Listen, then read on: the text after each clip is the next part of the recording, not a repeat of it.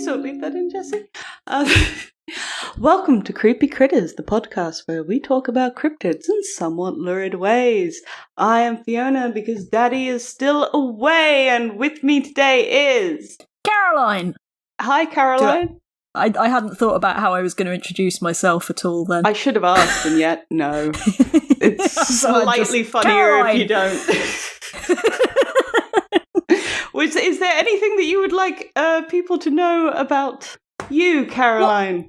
Well, I don't know. I don't know what hat I have on today. So I do political stuff as the Women's Equality Party, but like I don't really want to be here as an official spokesman for the spokesperson for the Women's Equality Party. Probably best that you aren't. Considering where the conversations are going, I'd like to be clear that my party does not endorse any of the things that I am about to say in any way whatsoever. I do my own podcast though, if I can plug that the moment. Yeah, I do Gaming the System, where we're feminists who talk about video games, and we look at gaming through a feminist lens. That's our tagline. Are you trying to destroy all men? Obviously, that is the main feminist agenda. Yes. We've kind of sidetracked ourselves by having a man on the podcast, but you know that's just as a distraction. Yeah. Well, you got to keep them slight. Jingle the keys as they go into the wood chipper. It's all good. I do make him do the like, share, and subscribe at the end of every video, so that save us doing the emotional labour. I tried to get Jesse to do it, and they just kept sort of melting. And it's infinitely entertaining for me, but slightly less so when you're trying to. Hey Jesse, have we got a Patreon? Yeah. You've got to train them. That's how it works. Yeah. I'm the designated whore, so it's all good. Jesse will remain pure. So for today, I picked a Man in Black / alien to talk about. What do you know about Men in Black or the Mothman? Well, I am a massive X-Files fan. So I have watched all of the X-Files quite a few times. I am currently on a rewatch for the first time in about 5 years. I'm up to season 5. So most of my sort of Men in Black knowledge is very much coloured by the X-Files. The Mothman stuff, I know less than I could bullshit. I could pretend I knew more, but I really don't know that much at all. It's a big moth that likes bridges. See, I've always wondered, is the Mothman just like a big man who's a moth? It's basically a big man who's a moth. Oh. I thought there was something more complex to it. So, I haven't watched all of the X-Files. This person might have been a character, because I know they like to steal things from real life. Have you heard the name Indrid Cold? No. Okay. It's a cool name. It is a cool name. So, Indrid Cold is an alien from Lanulos in the Ganymedes galaxy. Right. That's what he's let us know. He visited Earth around the time of the Mothman sightings, which I assume is just because everybody was having a field trip that winter. And unlike Mothman, who is obviously our friend drawn to Earth by faulty infrastructure, Cold appears to be a bit of a bumbler, but I'm going to leave it to you where he falls on the creepy scale, because I think it can be... It can be either way, really. His appearance is pretty human. He's unusually tall, bald, white, with penchants, and I hope I'm using that word correctly because I really like that word, for metallic suits. That was perfect usage of that word. Fuck yeah, penchant. He has... when you say metallic suits, are you talking like a suit of armour or just a really shiny, tacky looking suit? Like a really shiny... Like, one of them was green, so one suit he wore was really metallic green, and then another one was really metallic blue. But this was the 90s. Fair enough. Was it the 90s or was it the 1960s? Hang on, let me just... Don't Either mind way, me. Shiny suits are in. Yeah. Well, are they ever not in? I would wear a shiny suit. Yeah, it's the 60s. I would wear a shiny suit. Would you wear a shiny suit? I would not wear a shiny suit because I just wouldn't wear a suit full stop under any circumstances. It's too uncomfortable. But I would wear shiny, comfy trousers, shiny leggings, shiny baggy t-shirt. Fine with that. I would fucking pay someone to tailor me a shiny suit if I had the money. I want to be reflective when I leave the house. It's slightly less conspicuous than what I normally wear. It's fine. So he has the slicked back black hair, like perfectly doing it with the grease, which again works with the 60s. The only extremely different thing about him, other than the fact that he's a bit taller than you should be, is that he's always grinning. And in some sightings, it's unnatural and disturbing, and in others, it's perfectly pleasant. And it's not going to take you very long to guess which is which. Also, yeah, I mean, I'm thinking, like, a smiling person, that could just be perfectly charming to see a grinning man. But no, I'm guessing the creepy side is on its way. Oh, well, like I said, it's not going to take very long to guess which is which. In his first attempt to contact humanity, he showed up to some kids. He decided that just hanging out by a fence was a good idea. And then when the kids got frightened of the random grinning man, he chased them, but then eventually gave up, which, A+. Please don't. Good. Also impressive of the kids to run away. Well done. Good choice on the kids' Good part. choice, kids. And then for his next attempt, he decided to pretend to be a cop. Okay. He was originally tailgating another car in a sparkly charcoal-coloured UFO. But then he saw a travelling salesman and pulled him over, and I need you to tell me how you think this name is pronounced. I put it in Discord. Oh, no. I'm not quick. I also want to know which place he is. That way, that would be Woodrow Derenberger? How I'd say it. The interviews with him, they say Derringer. Oh, okay. No, that doesn't make any goddamn sense. That should not be Derringer. Yeah, but also amusing though, since it's... I was going to say you Americans there, sorry to be, like, offensive to you. It's normally an American accusation that British words have too many letters in them that don't get pronounced. That's true. That is true. And that is a classic example of that going the other way around there. So Indrid pulled up. He's sort of like... Okay, the thing is, there was an interview about this. It's a very soothing, interesting interview because it's a local TV station in the 1960s. So, everybody's having a wonderful time. And this guy really did stand by everything that he said.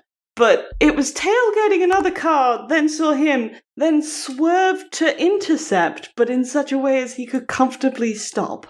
And then Cold gets out of the car and does the entire cop routine, but telepathically. So, please lower your window, sir. How are you doing, sir? Whereabouts are you? How are you?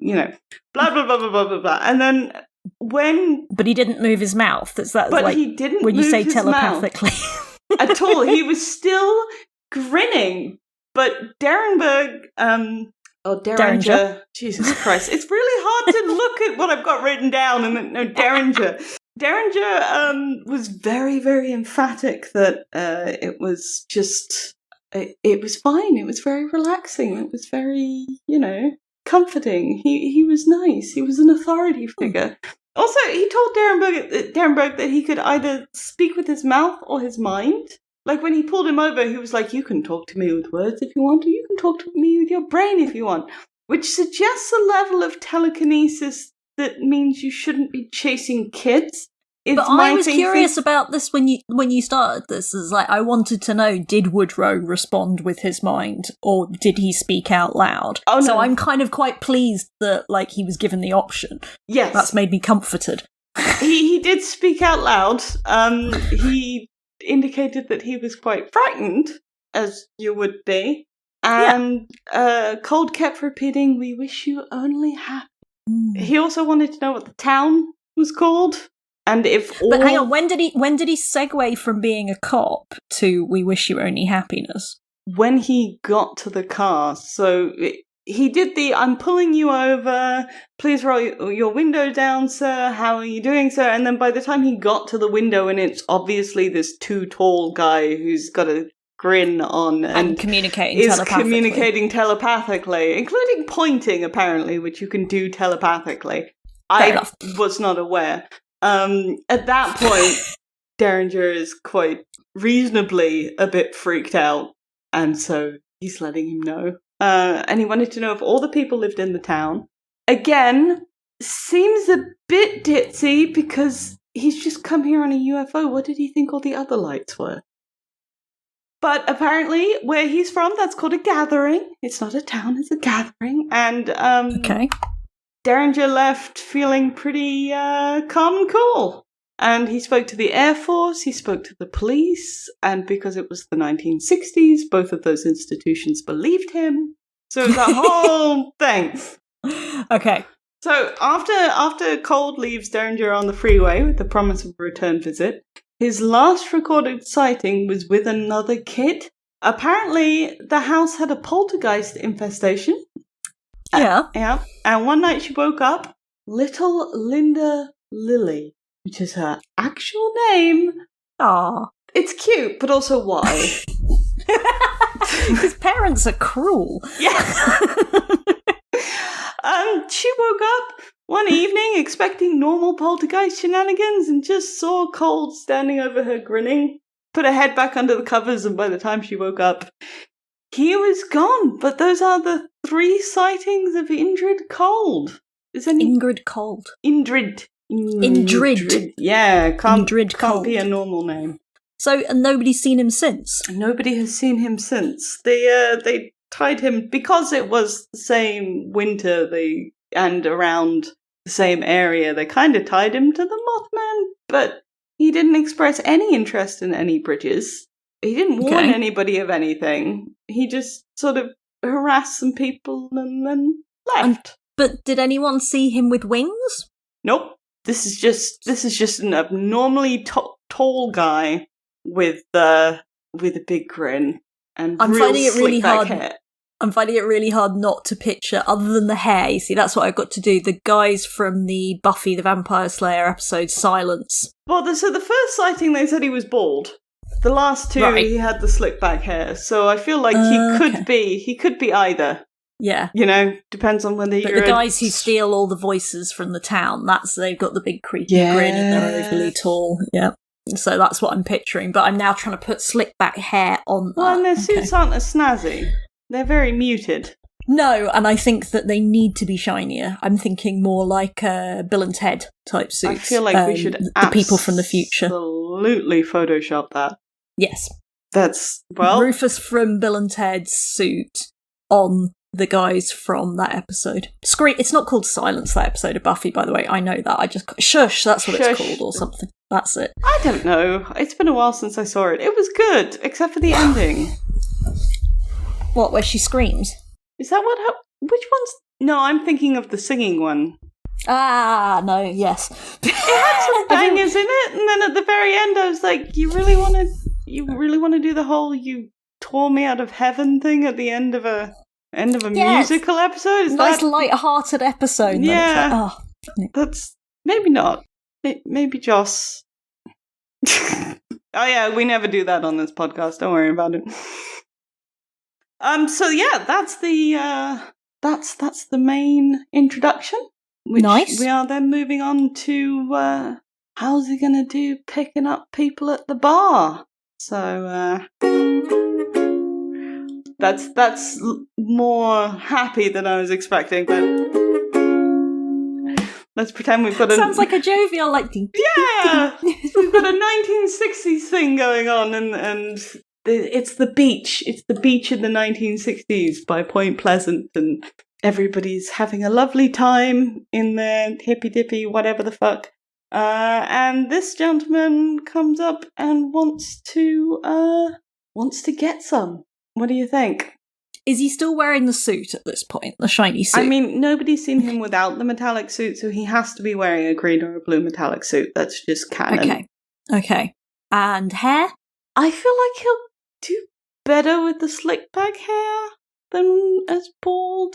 I mean, there are some women, I would include myself on this. I'm quite a fan of the bald man. I don't know why, it's just a genetic thing, I like to think. I'm not saying no to the bald man. What I'm saying no to is the bald man and the shiny suit. That combination is a bit much. I mean, he's able to telepathically communicate. This is a good thing. I think that, you know, that level of emotional empathy could work in his favour, but it also could come across as pretty intrusive and creepy. Well, because I was just thinking, he said to the salesman, you can either talk with words or you can talk with your brain. So does that mean that he's reading minds all the time? Because if so, I'd rather bonk him on the head and leave him in a storage closet than, you know. But does it mean that, like, he can only read that thought when someone's willfully putting out a thought for you to read? Which it might be. It's like he can't, like, necessarily pick everything out of your brain at any time. This is one of the complex things with ESP, is, like, you know, how do you actually communicate thoughts? How does it come through? And I like the fact that he's offering that as an option, means that it sounds like that you have to actively respond in your brain. Asking for consent is sexy. Exactly. And yeah, so therefore that's a good start. But we're in the 1960s, aren't we? I mean, it's still a plus. I'm sure somebody in the 1960s is literate enough in their own emotions to go, yay! And there's hopefully some feminists in this bar as well. Yeah. The issue is the grin. Well, a creepy grin. Is it creepy, or is it creepy because the kids were like, what the fuck are you doing, big man? Please go away. Or is it actually creepy? Because the salesman was real happy, thought it was very reassuring, very... Yeah. But also he was a white man in the 60s being greeted by a tall white man in the 60s, so, you know... I mean, I think smiley people are nice. I like smiley people. I like friendly people. It's, you know, there's definitely a plus point for it. I don't know why I've decided to be in his corner. I mean, on this so go much. you. I didn't think I was going to go this way, but I really feel like actually he's quite nice. He asks for consent. He wants to know what you want to do. He's spreading a message of joy. You know. On a very sort of, superficial level. Yes. The shiny suit is cool, obviously. But he's quite pale. Well, and there's... Fuck you. Oh yeah, like I'm one to talk. I'm paler than you. It's really been working out that way. The trouble is, so Jesse is Hispanic, right? Right. So when we're on these calls and it's a Friday night and it's late, I look more and more like a ghost as the evening goes on, and Jesse remains looking like a normal human being. And it's just... Yeah, I'm glad this is a podcast and not a video recording, because, like, the white that is radiating off me from this lighting angle is pretty impressive. Yeah. Although, actually, you and I are both doing a good job of blending into the walls. Yeah, pretty much.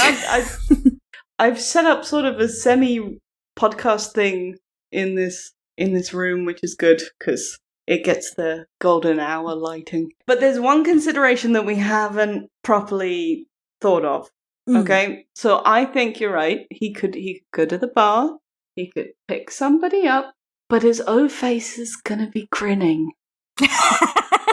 And, like, throughout the entire thing, he's just gonna be grinning. Like, you can, you know, make adjustments, but... Ooh. I suppose the question is it a fixed grin or are there stages? Because if he's got multiple grins, that's fine as well. Like, again, it's nice to see that your partner's happy, that they're having a good time, that they're enjoying themselves. You are definitely more in this guy's corner than I thought. I don't know. I'm obviously in an optimistic mood today. No.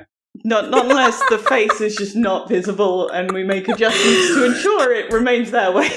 I mean, you know, I'm sorry, but in those sort of situations, and it's been a very long time since that because I'm in a very serious long-term relationship, but in terms of, like, you know, picking up random chaps or chapesses, somebody who takes themselves far too seriously and is, like, scowling, like, the whole sort of, like, I've got my serious sex face on now. I mean, oh god, I mean, you're just gonna laugh in their face, so, I mean, I feel like grinning might be better. That's true. People who can't laugh during sex can go fuck themselves. Yeah, absolutely. So that's why I'm just thinking, like, the jolliness is good. I like that. That's true. Yeah, he can get it. Yeah, I'd give him the time of day. I wouldn't, but I still think he could get it.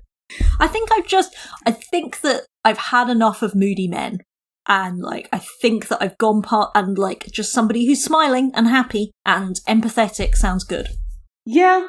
You know what? It must be something wrong with me, because individually those all sound like wonderful attributes, but put together I'm like, you sound like you'd talk to me about the Marvel movies for 2 hours and I just can't. But then I guess dating random people is a bit more fresh in my mind. Historically, I have terrible taste in men, though, so it is probably, I wouldn't take my word for it. I'm same. Big same. All right, that means we are on to, let's see. That's kind of dramatic. I mean, Discord's barely picking it up, so it's like... That's kind of dramatic. If you can hear it, you can't hear it. I could pretend, but... D minor, A, D minor. There we go. There you go. See, if you speak, I can hear it. See, there we go. That's how I should communicate my ukulele songs, really. Here's a C, here's a... To be fair, that would probably annoy people less than me playing the actual ukulele. But fuck them. I have a ukulele. You have to suffer for my art. We have toddler fight. We are in... Fuck it, because it's us. We are in a British football field stadium. And on the one side, there is our grinning man, Indrid Cold. And on the other side is a portal to the infinite toddler dimension. Once a minute, this portal is spitting out toddlers. They weigh around 25 pounds. I can't remember what that is in kilograms. Yeah, I don't know what pounds It's 11 are at all. kilograms. Oh, hang on. I know what stone are. How many pounds are there in a stone? There's like 12. 13 pounds? 12. So they weigh like 2 stone. 2 stone, 25 pounds, 11 kilograms. How tall are they? Oh, you know what? That's the one thing nobody has ever asked. Sorry. We know how much blood they have. We know nobody's ever asked how tall is a toddler. I just assumed because you were like, I've got all the stats, I know every detail. Ever asked. They are 34 inches tall. Does that mean anything? How many inches are in a foot? 12, I think. So yeah, okay. So 2 feet, 2 stone. So I can deal with that. 2 feet, 2 stone. They have about 3 pints of blood. They can grab things with one hand. They can bite. They can mostly walk without falling on their faces. Yeah, no, I have met a toddler before. I haven't met a toddler in a very long time. I don't even know about Jessie. So they are big mad and big sad. Well, this is the thing when you don't have any family. You're like, who the fuck is gonna... Gemma has a toddler, but I'm not friends with Gemma for the toddler. I'm friends with Gemma for the Gemma, so, Yeah. Toddler... No, whereas most of my family are Irish Catholics. So oh, dear God. Over my life, been a lot of toddlers. Yeah, that's fair. Birth control, That's not fair. a big thing. That's fair.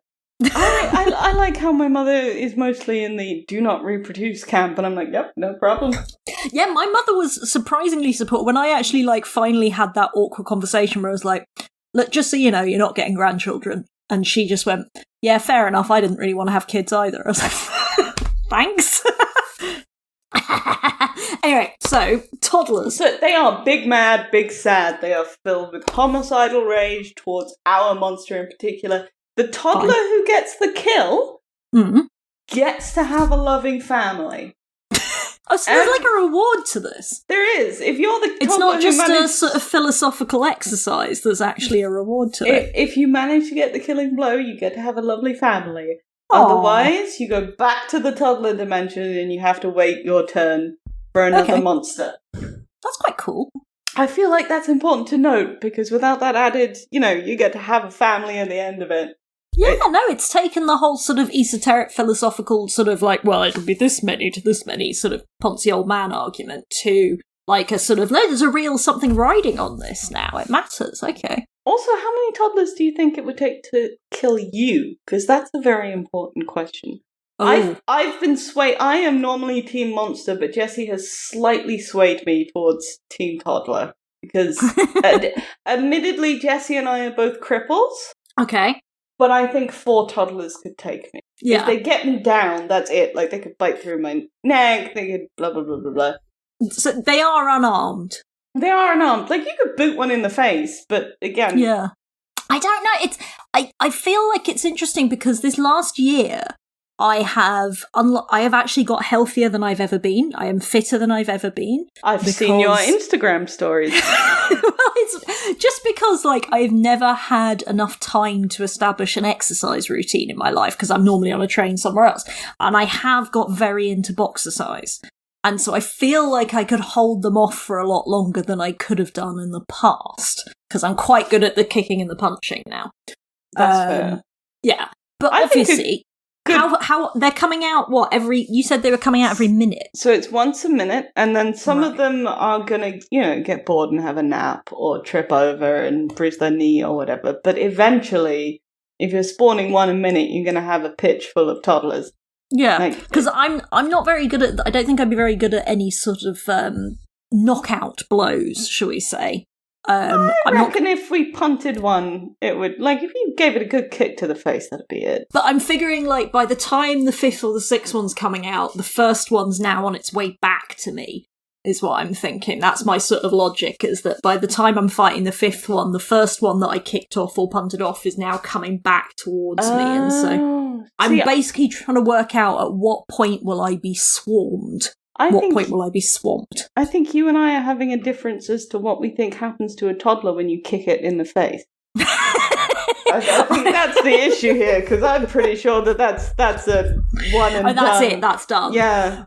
Yeah, whereas I think they're quite bouncy. If somebody who is 3 times my size and 3 times my weight kicked me in the face, I would not have a face anymore. You really don't have a lot of younger relatives then, do you? I really don't. I don't have any. Well, my little brother and sister are 8 and 10 years younger than me, respectively. That's it. That's all I've got.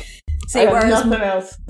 I have half brothers who are all considerably older than me, but all of whom used each other as punch bags for a large amount of time. My brother Dermot, who you have met, was used as a rugby ball by his elder brothers on a regular basis. Okay. So, I have this concept of, like, they're pretty bouncy. You have more experience with actual toddlers than either of us. So. I reckon that it would be around the 12th toddler that I'd start to feel overwhelmed. And I think once I feel overwhelmed, I'm gonna give up, and they're gonna swamp me. Okay. You're just gonna lie down and take it. Well, I don't know. I mean, I'll admit, and I don't want to be soft or anything, but I do think I have a bit of an issue with killing toddlers. So, but they're not toddlers from our dimension. I still have a bit of an issue with it. It's like, I will fight to defend myself, but I don't think I'm going to fight to win. Because ultimately, I know I'm going to lose, because they're just going to keep coming. Then it becomes difficult. I think I'll punt the first one, it'll be fine. The second one will make me fall over because it will grab my legs, and then the last two But Indrid Cold, a slightly taller than average, telepathic alien, shaped like a man. What do we think? Okay, first of all, his telepathic powers are going to be very important here. He's going to be able to de-spirit, demoralize is the actual word. Demoralize the toddlers. I think he's going to be able to use those powers to demoralize them quite quickly. So I think it's going to be quite a lot of toddlers to take. He's also very tall, which is why I initially asked you how tall is a toddler. He could make them cry. But the thing with the long legs is the higher center of gravity, which is going to make him more susceptible to being pulled over by the toddlers. Empire Strikes Back style. Just sort of the lasso round his leg. So I've never seen that movie, I'm sorry. Okay, so I was about to talk to you about the Marvel Cinematic Universe to explain it. I've never seen any of those. But basically, you've got a big robot on long legs. Okay. And they fly a plane with a rope on it round the legs. So that it falls over. Yes. Okay. So that's the sort of scenario. But again, these toddlers are unarmed. They are. Are they naked? Yeah. Okay. I'm just thinking, like, if they had clothing to, like, tie together to create I don't think toddlers are clever enough to organise. I'm overthinking the strategy side of it. Unless toddlers have gotten really fucking smart while I wasn't looking, as well as bouncy.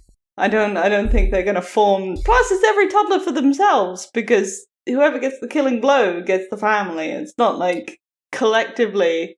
The collectivism will not work in their favour here from a purely selfish perspective. His name is Indrid Cold. Indrid Cold. Mm-hmm. Indrid Cold. We have no stories, reportings of him in a fight. Just purely peaceful experiences. So we don't know some what kids. His sort of fighting skills are. Well, when he chased those kids, he either the kids were so quick that he lost them, or he gave up. That's a good point. Don't know which one it was, because if it was, I've finally understood that I've freaked these children out and there's no way to salvage this, let's go home. That's one thing, but if the kids managed to outrun him, that's a different thing. So you not think he might just disappear? He seems to have that ability to just disappear. Like, would he just go, I don't want to fight a whole load of toddlers and escape? No, because... Thereby depriving a toddler of a family. No, because he has a craft. Okay. Like, we've had cryptids who can do that before. There's also, you're not allowed to, so if you're a flying cryptid, you're not allowed to fly away. If you're an angel, you're not allowed to puff out. Like, Okay. This is it. Got you. Don't get me wrong, some cryptids just live, there's like an angel made out of fire, and there's no way for the toddlers to do anything about that. That's just going to be... I don't feel that Mr. Cold, I have a real problem with his first name, which is why I have to call him Mr. Cold now. Very respectful. I just don't think he's got a massive advantage over your average strong human. So I think that whatever you guys normally decide is a reasonable number of toddlers to take down a strong human. I feel like it should be noted we're both cripples with no with no experience with toddlers. So you're saying all your facts are wrong? What? They might be. All of our assumptions may be based on very niche data. As a more able-bodied person who also has hung around toddlers before, I feel like. I mean, like, you know, if I was filling in a form right now and not on a podcast, my answer would be 45. If there's a correct answer, if I'm filling in a form, I'm just going, 45 is how many is it going to take down Idris. No, he's not Idris. It's because I want to say Idris. It's because I want to call him Idris Elba. I know. That would be a better time for everyone involved. I think alas. Indrid Cold, I'm going with 45 toddlers, myself 12. But that's because I'm quite quantitative in my approach to things. I'm saying 15, but I'm saying 15 because I think the moment they knock him over, it's the end. Like, and he has a really high center of gravity. It's not going to take that much. Like, 3 of them can be clinging onto his pants legs. His very shiny pants. On that basis, if it is like once you're on the ground, they will just bite you to death very quickly. Then, yeah, okay, there is an argument in what you're saying. It's Jurassic Park 3. I like throwing cultural references at you that you don't know. Yeah, please continue. So the whole thing is in Jurassic Park. Did somebody write a book about it? No, it's brilliant. It's the best movie in the Jurassic Park series. Okay. Movie recommendations from Caroline. Lots and lots of small dinosaurs that take on humans, and again, as you're right, they do, but they still take, and I think the proportions are about the same as toddler to adult. And it takes about sort of 30 of them to pull down somebody, you see. But you're right, he's quite skinny. I feel like somebody needs to be on Team Toddler, to be fair. It's usually me. So the fact that I'm, Team... No, you're on Team Monster, I'm on Team Toddler. I'm sober. It's fine. I haven't had a horrifically horrible set of days. I did my twanging. You just can't hear it. Yeah, because it saved you from the ukulele. Do you have anything to plug? Gaming the System, which is looking at gaming through a feminist lens. Mm-hmm. And yeah, me, actually. I have my own website and my own link tree for do? The Caroline Hunt, linktree The Caroline Hunt, and I'm the Caroline Hunt on Instagram and Facebook, because basically I'm an arrogant idiot and just went, oh, Caroline Hunt was taken, so I'll be the Caroline Hunt, which I think I should be allowed to do because I have to put up with a lot of spam emails from a woman in Texas called Caroline Hunt who doesn't know her own email address.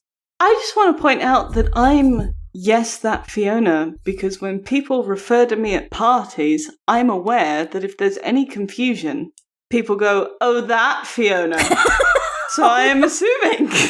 Oh, wow. You have a similar thing going on. No. Okay. And may I suggest wearing increasingly ridiculous outfits? Yes. No, definitely. If I ever see any human beings in person again, I will who I'm not directly related to, I'll do that. Good luck. I know. And I'm on Twitter, I'm at lineyhunt. Could you spell that for me, please? LINEYHUNT. And yeah, my name is Caroline Hunt, and yes, I do know what that sounds like, and I was a teacher for 10 years as Miss C. Hunt, and I can deal with that, it's fine. I mean, at least it's Chunt, because my nickname in most IT circles is Faps. Yeah. And I'm okay with that. Yeah. I appreciate that's what it is. But, you know, at least there's an H there. I mean, when I was at school, like, I think it was like year 7, which I don't know what that is for any other system. That would be 8th grade. Thank you. Was the year that all my bags and pencil cases and gym kit that I'd written C Hunt in started getting the H crossed out of them. Yeah. Yeah, that's what happens when you go to school with a bunch of toff, though.